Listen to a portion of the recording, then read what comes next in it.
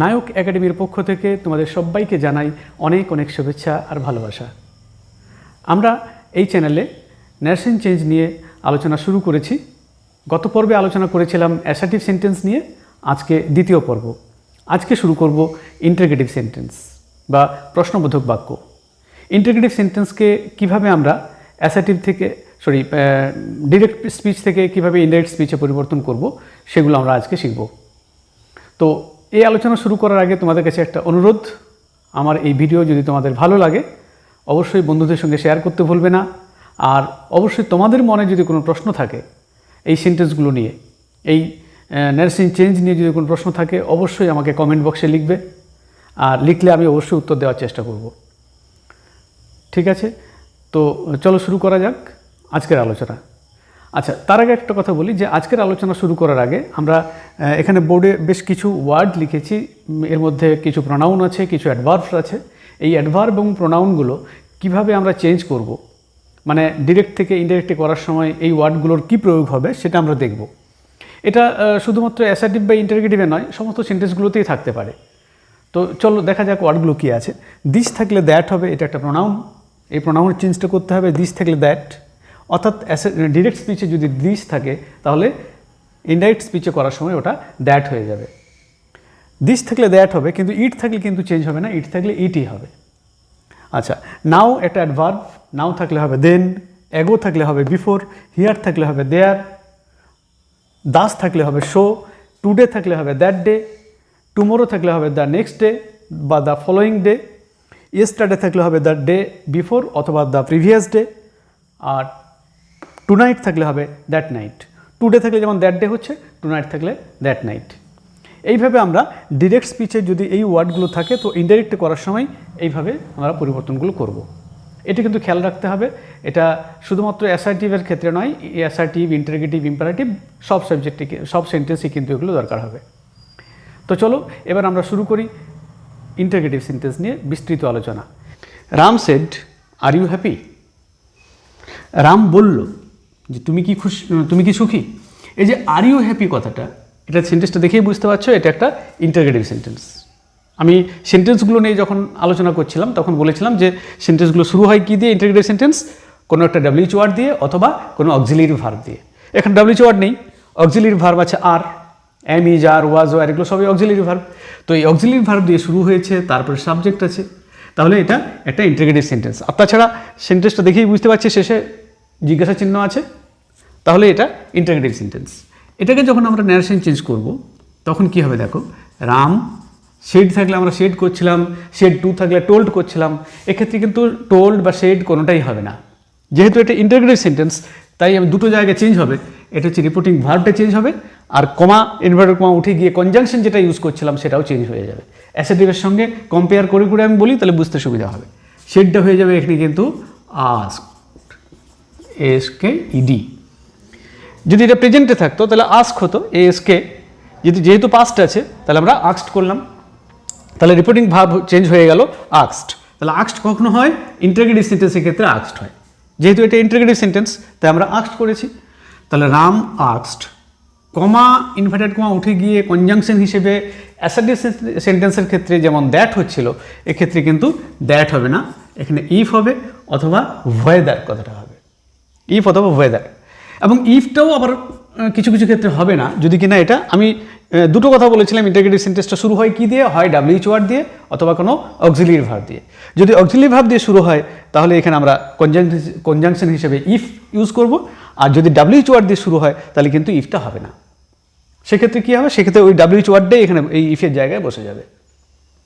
ঠিক আছে, আমি আবার রিপিট করছি, ইন্টারগেটিভ সেন্টেন্সগুলো শুরু হওয়ার দু রকমের রুল আছে। একটা হচ্ছে কোনো ডাব্লিউএইচ ওয়ার্ড দিয়ে শুরু হতে পারে অথবা কোনো অক্সিলিয়ারি ভার্ব দিয়ে শুরু হতে পারে। যদি অক্সিলিয়ারি ভার্ব দিয়ে শুরু হয় তাহলে কনজাংশন হিসেবে ইফ ইউজ করব, আর যদি কিনা কোনো ডাব্লিউএইচ ওয়ার্ড দিয়ে শুরু হয় তাহলে ইফটা হবে না, সেক্ষেত্রে ডাব্লিউএইচ ওয়ার্ডই এখানে বসে যাবে। আমি আর একটা এক্সাম্পল দেবো পরে, আগে এটা শেষ করি। তাহলে রাম সেড, রাম আস্কড হয়ে গেল, কমা, ইনভার্টেড কমা উঠে গিয়ে ইফ হলো। এরপরে ভিতরে যখন ঢুকে যাচ্ছি পরপর লিখে গেলেই হবে না, সে কিন্তু আমাদের চেঞ্জ করতে হবে। চেঞ্জ করতে হবে মানে কি? দুটো চেঞ্জ করতে হবে এক্ষেত্রে। যে ইন্টারগেটিভ সেন্টেন্স যেটা আছে সেটা প্রথমত আমাকে অ্যাসার্টিভ ফর্মে পরিবর্তন করতে হবে, তারপর ভিতরের টেন্সের চেঞ্জও করতে হবে, কারণ কি রিপোর্টিং ভার্বটা পাস্ট টেন্সে আছে। রিপোর্টিং ভার্ব পাস্ট টেন্সে থাকলে রিপোর্টেড স্পিচের টেন্সের পরিবর্তন করতে হয়, সেটা আমরা আগের সেন্টেন্সে অর্থাৎ অ্যাসার্টিভ সেন্টেন্সে বলেছি।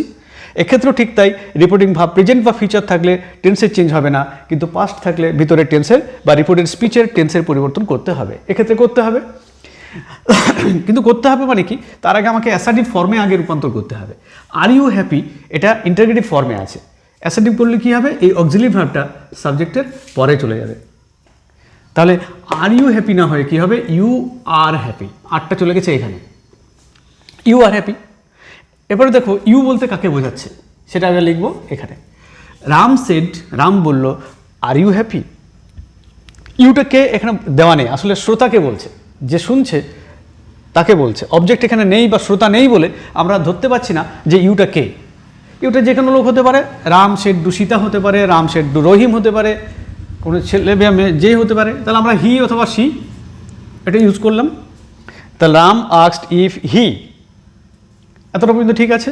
ইউটা আমরা চেঞ্জ করে হি করলাম। এক্ষেত্রে কেউ যদি বলে আমি হি করবো না সি করবো, সি করতে পারে। কেউ যদি বলে আই করবো, আইও করতে পারে। কারণ রাম সেড টু মি যদি থাকতো, রাম আমাকে বলল যে আর ইউ হ্যাপি, তখন আবার সেখানে আই হয়ে যেত। তাহলে এক্ষেত্রে আমার স্বাধীনতা আছে, হি করতে পারি, সি করতে পারি, আইও করতে পারি, ঠিক আছে। আবার ইউ করতে পারি, কারণ যেহেতু অবজেক্ট উল্লেখ করা নেই এখানে, তাই ক্ষেত্রে তাই জন্য আমার একটা স্বাধীনতা রয়েছে, আমি যা খুশি করতে পারি। তাহলে রাম আস্কড ইফ হি। এরপরে দেখা আছে আর, আরটা ভার্বের ফার্স্ট ফর্ম থাকলে সেকেন্ড ফর্ম করতে হবে। সেকেন্ড ফর্মে কি হয়, ওয়াজ, তাহলে হি ওয়াজ হ্যাপি এবং লাস্টে ফুল স্টপ। এখান থেকে ইন্টারগেটিভ সেন্টেন্স ছিল, জিজ্ঞাসা চিহ্ন ছিল, আমরা কিন্তু জিজ্ঞাসা চিহ্ন দিতে পারিনি, এখানে ফুল স্টপ দিয়ে দিলাম। কেন না, এই ইন্টারগেটিভ ফর্মটাকে তো আমরা অ্যাসার্টিভ করে নিয়েছি। অ্যাসার্টিভ, এই হি ওয়াজ হ্যাপি এটা তো ইন্টারগেটিভ ফর্ম নয়, অ্যাসার্টিভ ফর্ম। সেই জন্য আমরা লাস্টে আর জিজ্ঞাসা চিহ্ন দিইনি, এটা কিন্তু ফুল স্টপ দিয়ে শেষ করলাম। তাহলে Ram asked if he was happy. Clear? আমি আর একটা এক্সাম্পল দেবো।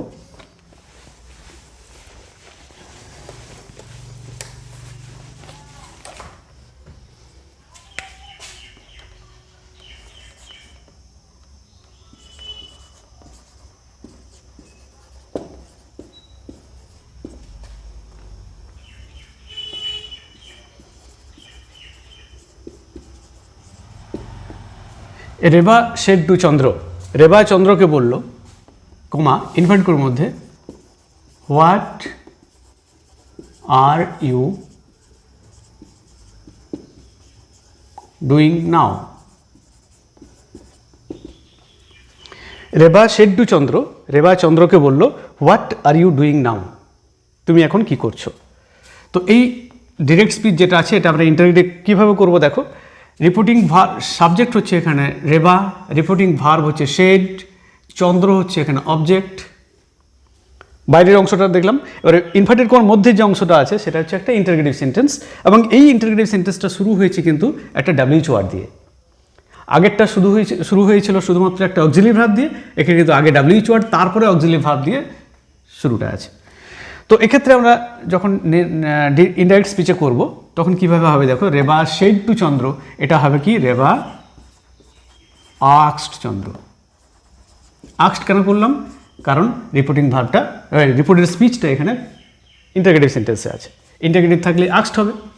তাহলে রেবা আস্কড চন্দ্র। এখানেও দেখো একটা জিনিস খেয়াল করে, যে টোল্ডের পরে যেমন আমরা টু ইউজ করছিলাম না, ঠিক একইভাবে আস্কডের পরে কিন্তু টু হবে না, শেড টু এই পুরোটার পরিবর্তে এখানে আস্কড হবে, রেবা আস্কড টু চন্দ্র হবে না, টু ইউজ আমরা এখানে করতে পারবো না। তাহলে রেবা আস্কড চন্দ্র হয়েছে। এবারে কমা উঠে গিয়ে ইফ, অ্যাসার্টিভের ক্ষেত্রে দ্যাট হচ্ছিল, ইন্টারগেটিভের ক্ষেত্রে ইফ হচ্ছিল, কিন্তু এক্ষেত্রে ইফ বা দ্যাট কোনোটাই হবে না, কারণ ডাব্লিউএইচ ওয়ার্ড দিয়ে যেহেতু শুরু আছে, তাই আমরা কি বলেছিলাম যে ডাব্লিউএইচ ওয়ার্ডেই আমরা লিখে নেব, হোয়াটই থাকবে। এতটা পর্যন্ত ক্লিয়ার? তাহলে Reba shade two Chandra, Reba asked চন্দ্র, কমা উঠে গিয়ে কনজাংশন হিসেবে কিন্তু আমাদের কোনো ইফ ইউজ করলাম না, এখানে ডাব্লিউএইচ ওয়ার্ডটাই বসিয়ে দিলাম। এরপরে ভিতরে ঢুকে যাচ্ছি, সেটা হচ্ছে আর ইউ ডুইং। এই যে আর ইউ, এক্ষেত্রে আমাদের আবার সে একইভাবে অ্যাসার্টিভ ফর্মে পরিণত করতে হবে। আর ইউটা হবে ইউ আর। ইউটা কাকে বোঝাচ্ছে? ইউটা চন্দ্রকে বোঝাচ্ছে, চন্দ্র একটা ছেলে, তাহলে আমরা তার পরিবর্তে প্রণাম হিসেবে হি লিখলাম। রেবা আস্কড চন্দ্র হোয়াট হি। এরপরে কি আছে, ইউর পরে আর আছে, আরটা তো এখানে নেই, এখানে চলে সাবজেক্টের পরে চলে গেছে, তাহলে তার পরিবর্তে আমরা পাস্ট টেন্স করবো আবার সেখানে, কারণ কি রিপোর্টিং ভার্বটা পাস্ট টেন্সে আছে, ভিতরের টেন্সে চেঞ্জ হবে। কিভাবে চেঞ্জ হবে না, V1 থাকলে V2, V1 ছিল V2 করলাম, হি ওয়াজ ডুইং, ডুইংয়ে থাকবে। আর নাও থাকলে কি হবে, একটু আগেই লিখলাম দেন, ফুল স্টপ, নাও থাকলে দেন। তাহলে Reba asked Chandra what he was doing there. Clear, what he was doing there. আমি আরও একটা সেন্টেন্স লিখছি।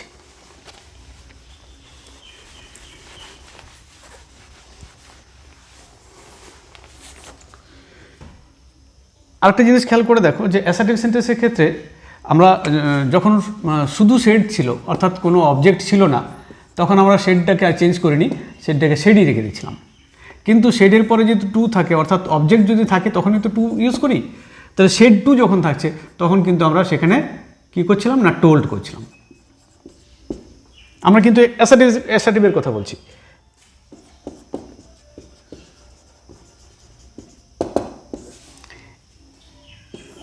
অ্যাসার্টিভ সেন্টেন্সের ক্ষেত্রে শেড থাকলে শেড, শেড টু থাকলে টোল্ড, অর্থাৎ রাম সেড, রাম শেডই থাকবে। Ram said to Sita, Ram told Sita. অর্থাৎ শেড থাকলে শেড, শেড টু থাকলে টোল্ড। এটা করছিলাম অ্যাসার্টিভের ক্ষেত্রে। ইন্টারগেটিভের ক্ষেত্রে যেটা হবে,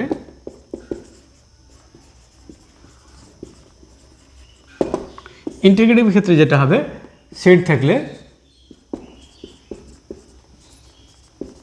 আস্কড, শেড টু থাকলেও আস্কড।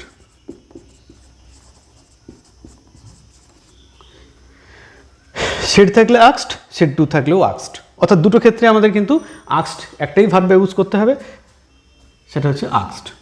বুঝা গেল? তাহলে অ্যাসার্টিভ এবং ইন্টারগেটিভ এই দুটো নিয়ে কম্পেয়ার করতে পারছি আমরা, কারণ কি অ্যাসার্টিভটা আমরা অলরেডি শিখে নিয়েছি। এখন চলছে আমাদের আলোচনা ইন্টারগেটিভ, তাই দুটোকে কম্পেয়ার করে বোঝানোর চেষ্টা করলাম। শেড থাকলে শেড হচ্ছিল, শেড টু থাকলে টোল্ড হচ্ছিল। ইন্টারগেটিভের ক্ষেত্রে কিন্তু সবসময় আস্কডই হবে, অর্থাৎ শেড থাকলেও আস্কড, শেড টু থাকলেও আস্কড। ক্লিয়ার?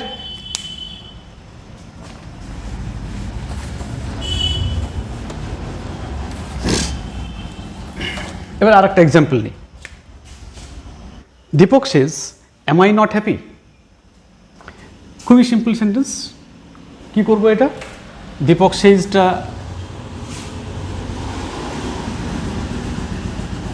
সেজটা কি হবে? সেজই রাখবো নাকি টেলের পরিবর্তন করব নাকি আস্কড করব, নির্ভর করছে ভিতরের যে সেন্টেন্সটা আছে তার উপরে, অর্থাৎ রিপোর্টেড স্পিচের উপরে। এটা যেহেতু একটা ইন্টারগ্রেটিভ সেন্টেন্স, তাহলে আমরা আস্ক করব। সেজটা হয়ে যাবে কি না আস্ক, এসকে তার সাথে এটা এস যোগ, শেষ সঙ্গে এস যোগ ছিল, আস্কের সাথে আমরা am I not happy assertive form করে নেবো। এম আইটা আই এম নট হ্যাপি। আইটা কাকে বোঝাচ্ছে? দীপককে বোঝাচ্ছে, সাবজেক্ট যেহেতু আছে, তাহলে হি হয়ে যাবে। এম এর পাস্ট টেন্স করবো নাকি এমটা এমই রেখে দেবো? দেখো টেন্সে চেঞ্জ করার প্রয়োজন আছে কি? নেই, তার কারণ রিপোর্টিং ভার্বটা এখানে প্রেজেন্ট টেন্সে আছে, তাহলে ভিতরে টেন্সের পরিবর্তন করব না। তাহলে আই এম আছে, আইটা তো হি করলাম, হি এর পরে তার এম হয় না, হি এর পরে ইজ হয়। অর্থাৎ এমটাকে আমরা ইজ করেছি, মানে টেন্সের পরিবর্তন করলাম না, একই টেন্সে রাখলাম। এম ইজ আর তিনটে প্রেজেন্ট টেন্স, তাহলে টেন্সের পরিবর্তন করলাম না। He is not happy, full stop. Deepak asks if he is not happy.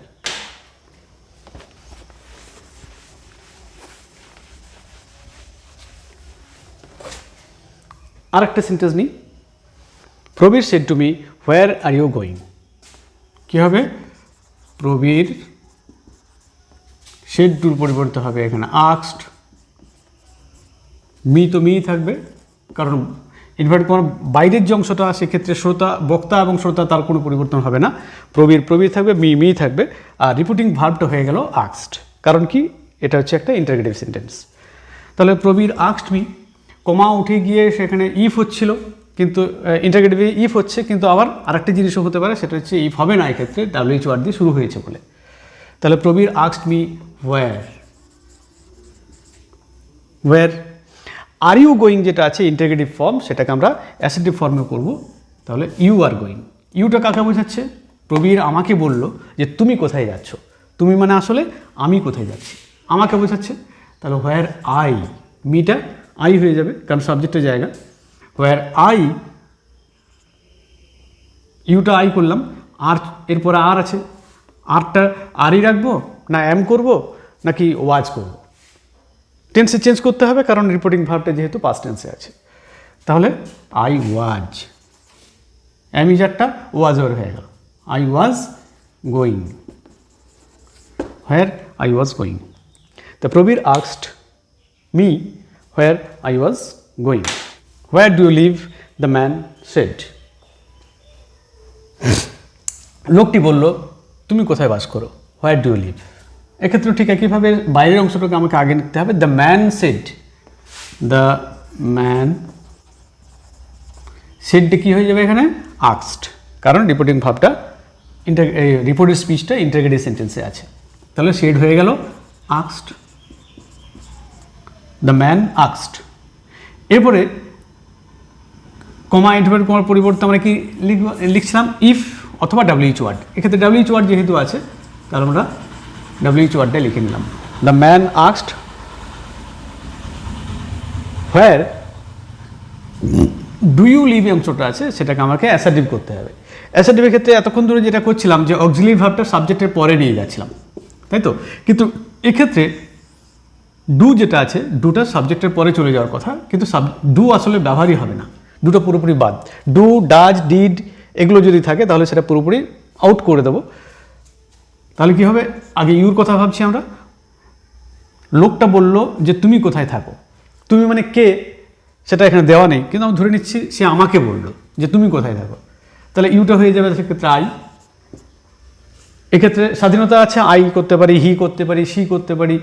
আমি ধরে নিচ্ছি যে লোকটা আমাকে বলল যে তুমি কোথায় থাকো, তাহলে আমাকে বলল মানে আমি কোথায় থাকি, এটা ইউটা আই হয়ে গেল। এরপরে যে লিভ ভার্বটা আছে, লিভ ভার্বটা কী করব, আমরা তো ডুকে ডিড করতে পারছি না, কারণ ডুটা ইউর পরে ডু আছে ধরে নিয়ে ডুটাকে এম থেকে যেমন ওয়াজ করছিলাম, ডুটাকে সেরকম ডিড করবো কি, V1কে V2 না। ডু, ডিড এবং ডাজ এই তিনটে ভার্ব যদি থাকে তাহলে ওগুলোকে পুরোপুরি আউট করে দেওয়ার ফলে আমাদের এই ভার্বটাকে তাহলে চেঞ্জ করতে হবে, অর্থাৎ মূল ভার্ব যেটা আছে লিভ ভার্বটাকে চেঞ্জ করতে হবে। লিভটা লিভ হবে না লিভড হবে না লিভস হবে, কি হবে সেটা নির্ভর করছে এই যে ডু ভার্বটা যেটা ছিল এটা কোন ফর্মে ছিল, V1, তার মানে ধরে নিতে হবে লিভটাও ছিল V1। V1 যদি থাকে তাহলে আমি নিয়মে কি বলেছিলাম, V1 থাকলে V2, V2 থাকলে হ্যাড প্লাস V3। ওইটা কিন্তু বারবার যতক্ষণ ন্যারেশন আলোচনা করব পুরো ক্লাস জুড়ে আমরা কিন্তু ওই একটা রুলেই স্টিক থাকবো, সেটা হচ্ছে V1 থাকলে V2, V2 থাকলে হ্যাড প্লাস V3। ওটা কিন্তু মাথায় রাখতে হবে। তাহলে এক্ষেত্রে ডুকে যেহেতু পুরোপুরি আউট করে দিচ্ছি, ডুকে আমরা লিখতে পারছি না, ডুকে ডিড করতে পারছি না, তাহলে ডু যেহেতু V1 ছিল তাই ধরে নিতে হবে লিভটাও V1-এ আছে, আর V1 থাকলে আমাদের কি করতে হবে, V2 অর্থাৎ লিভড, তাহলে লিভটা হয়ে যাবে লিভড, হোয়ার আই লিভড এবং ফুল স্টপ, আর কোনো ভাব নেই। তাহলে the man asked where I lived. দেখো একটা জিনিস খেয়াল করে, এখানে আমরা ডুকে 1 নম্বর ধরে নিয়ে লিভটাকে 1 নম্বর ধরলাম, ফার্স্ট ফর্ম ধরলাম, তাই আমরা লিভটাকে লিভড করলাম। যদি এখানে ডু না থেকে ডিড থাকতো তাহলে কি হতো, তাহলে কি ঘটনাটা ঘটতো, where did you live, the man said, লোকটা বললো যে তুমি কোথায় বাস করতে, হোয়ার ডিড ইউ লিভ। তাহলে শুরুটা আমরা এইভাবেই করতাম, the man asked where I পর্যন্ত ঠিক আছে, ভার্বটা কি হতো, এটা চেঞ্জ হয়ে যাবে। কি হবে, আমি কি বলেছি, ডু, ডিড বা ডাজ থাকলে পুরোপুরি আউট, ওগুলোর পরিবর্তে আমরা কিছু করব না, এটা বাদ দিয়ে দেবো। কিন্তু যেহেতু ডিডকে বাদ দিলাম, মানে কোনটাকে বাদ দিলাম, V2কে বাদ দিলাম, ডু হচ্ছে ফার্স্ট, ডিড হচ্ছে সেকেন্ড ফর্ম, তাহলে যেহেতু সেকেন্ড ফর্মটাকে বাদ দিলাম তা ধরে নিতে হবে লিভটা এখানে আমরা সেকেন্ড ফর্মে ছিল।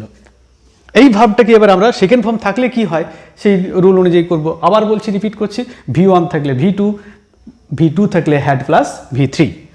তাহলে লিভটা আসলে ধরে নিতে হবে যে ভাবটা সেকেন্ড ফর্মে আছে, আর সেকেন্ড ফর্ম থাকলে কি হবে, হ্যাড প্লাস V3, V3-তে লিভড হয়, লিভড লিভড। তাহলে সে থার্ড ফর্ম, এটা কিন্তু আমরা V2 করিনি, এটা V3 করলাম, had plus V3। Second form ছিল বলে হ্যাড প্লাস V3 করলাম। আর সেকেন্ড ফর্ম কেন ভাবছি আমরা, কারণ ডিডকে বাদ দিয়েছি। খেয়াল করতে হবে ডিড বাদ দিচ্ছি নাকি ডুকে বাদ দিচ্ছি নাকি ডাজকে বাদ দিচ্ছি। ডু বা ডাজ যদি বাদ দিই তাহলে ধরে নিতে হবে ভার্বের ফার্স্ট ফর্ম, তাহলে ফার্স্ট ফর্ম থাকলে সেকেন্ড ফর্ম করতাম। আবার যদি ডিডকে বাদ দিই তাহলে ধরে নিতে হবে এটা সেকেন্ড ফর্মে আছে, আর সেকেন্ড ফর্ম থাকলে হবে হ্যাড প্লাস V3। ক্লিয়ার? তাহলে হোয়ার ডিড ইউ লিভ, এটা হবে where I lived, I had lived, sorry, where I had lived. Clear? He said to me can you swim, সে আমাকে বলল যে তুমি কি সাঁতার কাটতে পারো। ক্যান ইউ সুইমটা হচ্ছে একটা ইন্টারগেটিভ সেন্টেন্স, আর ইন্টারগেটিভ সেন্টেন্স মানে আমাদের রিপোর্টিং ভার্বটাকে চেঞ্জ করে কি করতে হবে, আস্কড। তাহলে হি সেড টু মিটা হবে কি না, he asked me, he asked me. Comma inverted comma উঠে গিয়ে এক্ষেত্রে আমরা ইফ ব্যবহার করব, কারণ WH ওয়ার্ড দিয়ে শুরু হয়নি, একটা অক্সিলারি ভার্ব দিয়ে শুরু হয়েছে, তাহলে আমরা ইফ ইউজ করলাম। এরপরে ভিতরের টেন্সটা ইন্টারগেটিভ ফর্মটাকে অ্যাসার্টিভ করতে হবে। ক্যান ইউ সুইমটা হবে ইউ ক্যান সুইম, ইউর কথা আগে ভাববো আমরা, তারপরে ক্যানের কথা ভাবছি। ইউটা কাকে বোঝাচ্ছে আসলে, সে আমাকে বলল যে তুমি কি সাঁতার কাটতে পারো, তার মানে আমি সাঁতার কাটতে পারি কি না, মিটা হয়ে যাবে আই, মানে ইউটা হয়ে গেল এখানে আই। এরপরে কি আছে না ক্যান, ক্যানটা আসলে এখানে চলে গেছে। এবার ক্যানের পাস্ট টেন্স আমরা করবো, ক্যানটা ভার্বের কোন ফর্ম, V1, সেটা হবে V2 অর্থাৎ কুড। সুইম কিন্তু আর সুইমটা সেকেন্ড ফর্মে হবে না, সুইমটা যা আছে তাই হবে। আমরা একটু আগেই বললাম যে যদি কোনো সেন্টেন্সে অক্সিলারি ভার্ব থাকে তার V1 থাকলে V2, V2 থাকলে হ্যাড প্লাস V3 করব, কিন্তু মূল ভার্বের সেক্ষেত্রে আমরা পরিবর্তন করব না। কিন্তু যদি অক্সিলারি না থাকে তাহলে ভার্বের আমাদের এই মূল ভার্বটাকে আমরা চেঞ্জ করতে হবে। ঠিক আছে? তাহলে অক্সিলারি ভার্ব যদি থাকে সেই অক্সিলারি ভার্বটাকে আমরা পাস্ট টেন্স করব, বা V1 থাকলে V2 করব, V2 থাকলে হ্যাড প্লাস V3 করব, কিন্তু সেক্ষেত্রে মূল ভার্বের পরিবর্তন আমরা করব না। কিন্তু যদি কোনো অক্সিলারি না থাকে তাহলে আমাদের সেক্ষেত্রে মূল ভার্বটাকে পরিবর্তন করতে হবে। আর সেটা হচ্ছে ডু ডিড বা ডাজ দিয়ে যদি শুরুটা থাকে তাহলে মূল ভার্বের পরিবর্তন আমাকে করতে হবে, কারণ ডু ডিড বা ডাজ আমরা এইভাবে লিখতে পারছি না। ক্যানটা যেমন পুট করলাম, ডু থাকলে ডুটাকে ডিড করতে পারবো না, ডু ডিড এবং ডাজ তিনটাই আউট, তিনটাই বাদ, তার পরিবর্তে আমাকে মূল ভার্বেরই পরিবর্তনটা করতে হবে। আমি আরও একটা উদাহরণ দিই।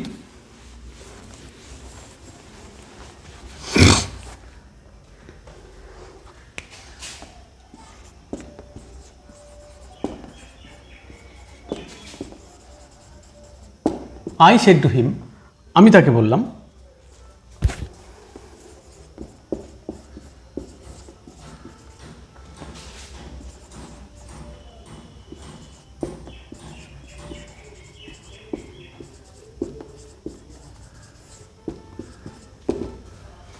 I said to him, will you go to school today? আমি তাকে বললাম যে আজ কি তুমি স্কুলে যাবে। এক্ষেত্রে ঠিক একইভাবে দেখো রিপোর্টিং ভার্বটা পাস্ট টেন্সে আছে, ভিতরের টেন্সে পরিবর্তন করব, কিন্তু তার আগে জানতে হবে যে ভিতরের টেন্সটা যেহেতু সেন্টেন্সটা যেহেতু আমাদের ইন্টারগেটিভ সেন্টেন্সে আছে তাহলে রিপোর্টিং ভার্বটা আস্কড হয়ে যাবে। তাহলে আই আস্কড, সেড টু জায়গায় আস্কড হলো, I asked him. Comma inverted comma উঠে গিয়ে এক্ষেত্রে আমরা ইফ ব্যবহার করব, কারণ কোনো WH ওয়ার্ড দিয়ে শুরু হয়নি, তাহলে কমা উঠে গিয়ে ইফ হলো। এবার will you go to school যেটা আছে, উইল ইউটা কী হয়ে যাবে, অ্যাসার্টিভ করে নিতে হবে, you will go to school. ইউটা কাকে বোঝাচ্ছে, হিমকে বোঝাচ্ছে, কারণ আমি তাকে বললাম যে তুমি কি আজকে স্কুলে যাবে, তুমি মানে কে, হিমকে বোঝাচ্ছে বলে সাবজেক্টের জায়গায় হি হয়ে গেল। কারণ ইফের পরে একটা আলাদা ক্লজ শুরু করছি বা একটা সেন্টেন্স শুরু করছি, তার সাবজেক্ট দিয়ে শুরু হবে, সাবজেক্টের জায়গায় হিম কখনো বসে না, সেটা হি হয়ে যায়, তাহলে ইউটা হয়ে গেল হি। এরপরে কি আছে, উইল আছে, উইলের পাস্ট টেন্স উড, উইলের পাস্ট ফর্মে যেহেতু উড হয় তাহলে ভার্বের চেঞ্জ করবো না, এখানে গোটা গোই থেকে যাবে, গোটা কিন্তু আর ওয়াইন্ট হবে না। তাহলে will you go to school today, সেটা হবে if he would go to school, school, আর টুডে থাকলে কি হয়, দ্যাট ডে, টুডে থাকলে হবে দ্যাট ডে। তাহলে I asked him if he would go to school that day, I said to him have you seen the man, said দুটো হয়ে যাবে এখানে asked, I asked him, comma উঠে গিয়ে কি হবে ইফ। এবারে দেখো ভিতরে যেটা আছে have you seen the man, have ইউটা ইউ হ্যাভ হয়ে যাবে, ইউটা কাকে বোঝাচ্ছে, হিমকে বোঝাচ্ছে, তাহলে আমরা হি করব। হ্যাভের পাস্ট টেন্স করতে হবে, V1 আছে হ্যাভ, সেটা V2 হয়ে যাবে, অর্থাৎ হ্যাভের পাস্ট টেন্সে কী হয়, হ্যাড। আর যেহেতু অক্সিলারি ভার্বটাকে আমরা হ্যাভটাকে হ্যাড করলাম, তাহলে ভার্বের চেঞ্জ করবো না, সিন আছে সিনে থাকবে, যা আছে ভার্ব, এর সাথে যদি আইএনজি যোগ থাকতো আইএনজি যোগে রাখতাম, যদি ফার্স্ট ফর্ম থাকে ফার্স্ট ফর্ম, সেকেন্ড থাকলে সেকেন্ড, যা আছে তাই করবো। এদিকে আমরা তাকাবো না, যদি যেহেতু অক্সিলারি ভার্বটাকে আমরা পাস্ট টেন্স করছি, তাহলে ভার্বের কোনো চেঞ্জ হবে না, যা আছে চোখ বন্ধ করে লিখে দেবো। তাহলে I asked him if he had seen the man. Seema said to Gangesh, did you call me? কী হবে, সীমা সেড টুর পরিবর্তে হবে আস্কড, গঙ্গেশ, গঙ্গেশই থাকবে শ্রোতা। তাহলে সীমা আস্কড গঙ্গেশ, এবারে কমা উঠে গিয়ে কী হবে, ইফ। এবারে দেখো ডিড ইউ কল মি, আমি কি বলেছি, ডু ডিড বা ডাজ থাকলে সেটা পুরোপুরি আউট হয়ে যাবে, ডিড বাদ দিলাম।